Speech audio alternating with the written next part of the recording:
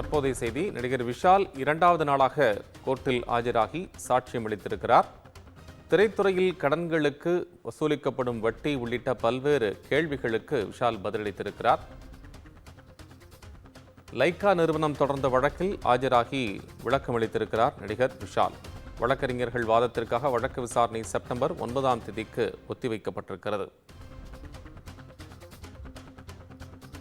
Lyca நிறுவனம் தொடர்ந்த வழக்கில் நடிகர் விஷால் சென்னை உயர்நீதிமன்றத்தில் இரண்டாவது நாளாக ஆஜராகி சாட்சியம் அளித்திருக்கிறார்.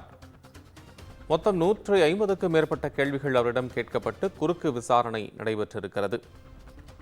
திரைத்துறையில் கடன்களுக்கு எத்தனை சதவீதம் வட்டி வசூலிக்கப்படுகிறது உள்ளிட்ட பல்வேறு கேள்விகளை நீதிபதிகள் எழுப்பியிருக்கிறார்கள்.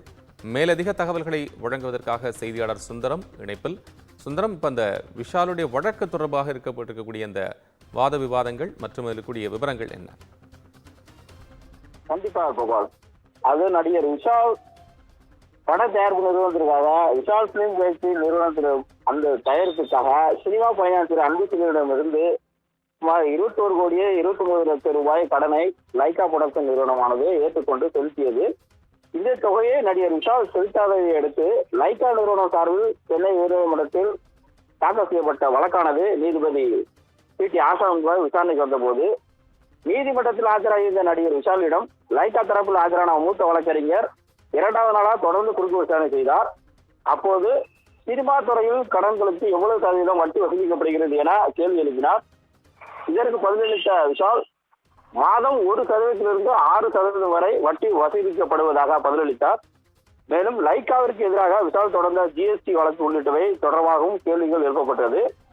விஷாலிடம் 2 நாட்கள் நடத்தப்பட்ட குறுக்கு விசாரணையில் மொத்தம் 150க்கும் மேற்பட்ட கேள்விகள் கேட்கப்பட்டது. இவற்றுக்கு சாட்சி கூட்டி நின்றவாறு சுமார் 2 மணி நேரம் விஷால் பதிலளித்தார்.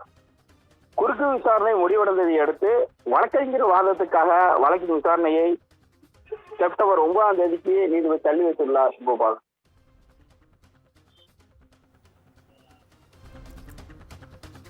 சுந்தரம், உங்களுடைய தற்போதைய விவரங்களுக்கு நன்றி.